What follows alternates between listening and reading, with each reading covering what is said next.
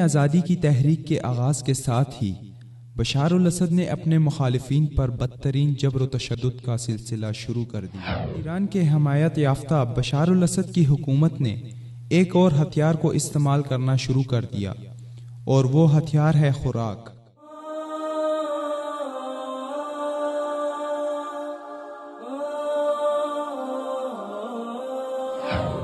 نہ بشار الاسد کی حکومت خود عام عوام کو خوراک تک رسائی دیتی ہے اور نہ ہی عالمی تنظیموں کو خوراک پہنچانے کی اجازت دیتی ہے۔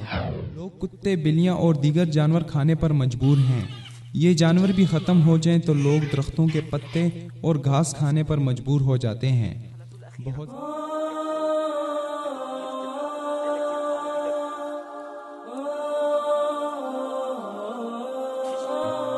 بشار الاسد کا نیا ہتھیار خوراک۔ شام میں آزادی کی تحریک کے آغاز کے ساتھ ہی بشار الاسد نے اپنے مخالفین پر بدترین جبر و تشدد کا سلسلہ شروع کر دیا۔ حکومت مخالف افراد کو سخت ترین اذیتیں دی گئیں جن کو دیکھ کر رونگٹے کھڑے ہو جاتے ہیں۔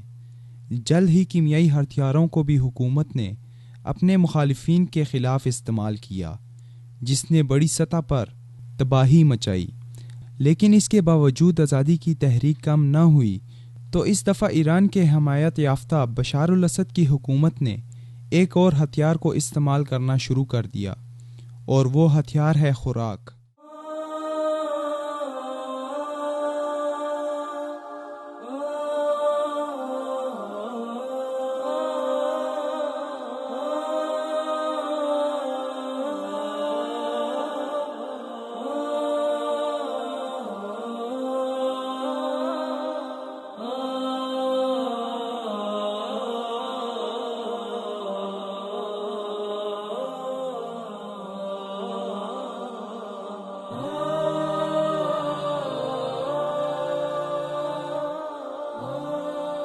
بشار الاسد کی حکومت اب اپنے مخالفین سے لڑنے کی بجائے ان کے علاقوں کا محاصرہ کر کے ان پر خوراک کی فراہمی بند کر دیتی ہے۔ جو لوگ ان علاقوں سے باہر آنے کی کوشش کرتے ہیں ان کو مار دیا جاتا ہے۔ نہ بشار الاسد کی حکومت خود عام عوام کو خوراک تک رسائی دیتی ہے اور نہ ہی عالمی تنظیموں کو خوراک پہنچانے کی اجازت دیتی ہے۔ اقوام متحدہ کی رپورٹ کے مطابق شام میں 15 ایسے مقامات پر تقریباً 4 لاکھ افراد ایسے ہیں جن کا محاصرہ کیا گیا ہے اور ان پر خوراک کی فراہمی بند کر دی گئی ہے، جبکہ ایک دوسری رپورٹ کے مطابق محصور لوگوں کی تعداد 6.5 لاکھ کے قریب ہے۔ مدایا اور بقین شام کے دارالحکومت دمشق کے مغرب میں موجود ایسے علاقے ہیں جن کا شامی افواج نے جولائی 2015 سے محاصرہ کیا ہوا ہے۔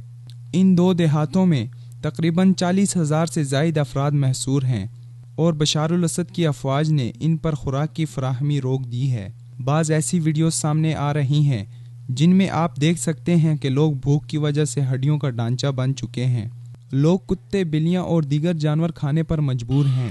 یہ جانور بھی ختم ہو جائیں تو لوگ درختوں کے پتے اور گھاس کھانے پر مجبور ہو جاتے ہیں۔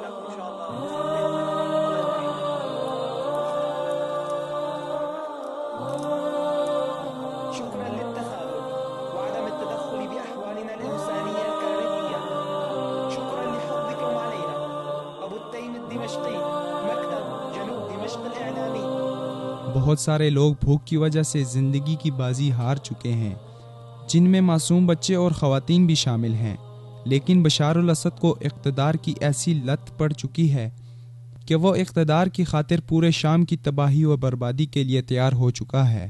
اس سے پہلے یرموک کے کیمپ کا بھی محاصرہ کرنے کے بعد بشار الاسد کی فوج نے خوراک کی فراہمی روک دی تھی اور آج بھی تقریباً 18,000 سے زائد افراد اس علاقے میں محصور ہیں، جبکہ حمص کے قریب الوائر کے ضلع میں تقریباً 1 لاکھ افراد محصور ہیں۔ اسی طرح حمص کے شہر کا 2 سال تک محاصرہ کیا گیا اور خوراک اور غذائی ضروریات کی فراہمی روک دی گئی تھی۔ بالآخر 2014 میں بشار الاسد کی افواج اس شہر میں دوبارہ داخل ہو گئیں، لیکن طویل محاصرے کے نتیجے میں تمام آبادی یہاں سے ہجرت کر چکی تھی۔ اس شہر کے قریب کئی علاقے اب بھی ریاستی فوج کے محاصرے کا شکار ہیں، جن میں 70,000 آبادی والے شہر الرستانہ اور طالبیسہ جس کی آبادی 50,000 ہے اور 40,000 آبادی والا شہر ہولا بھی شامل ہے۔ بشار الاسد اور اس کی ظالم فوجیں مظلوم عوام کا محاصرہ کر کے ان کو رفتہ رفتہ بھوک سے دوچار کر رہے ہیں، تاکہ آہستہ آہستہ حکومت مخالفین بھوک سے ہی مر جائیں اور ظالم و جابر حکومت کے خلاف کوئی آواز اٹھانے کی جرت ہی نہ کر سکے۔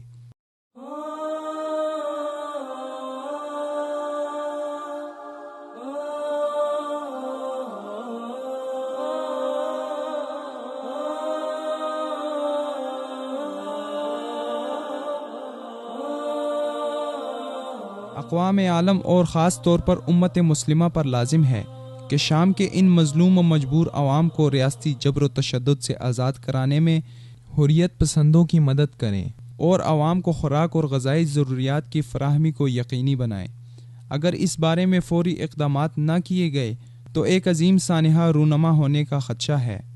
اس سانحے میں نہ صرف بشار الاسد اور اس کے اتحادی شامل ہوں گے، بلکہ وہ تمام لوگ بھی ذمہ دار ہوں گے جنہوں نے اس بارے میں خاموشی اختیار کر کے ظالموں کی دانستہ یا نادانستہ مدد کی۔ جوعان انت عمو؟ قد صار لك جوعان؟ قد صار لك ما اكلت؟ من يومين صار لك ما اكلت؟ طيب قل لي شو جاي على بالك انت؟ خبز. شو على بالك؟ خبز جاي على بالك خبز؟ قد صار لك ما دقتها؟ كتير. كتير؟ طيب جوعان هلا انت؟ شو عم تاكل؟ قل لي شو عم تاكل؟ ناكل حشيش. عم تاكل حشيش؟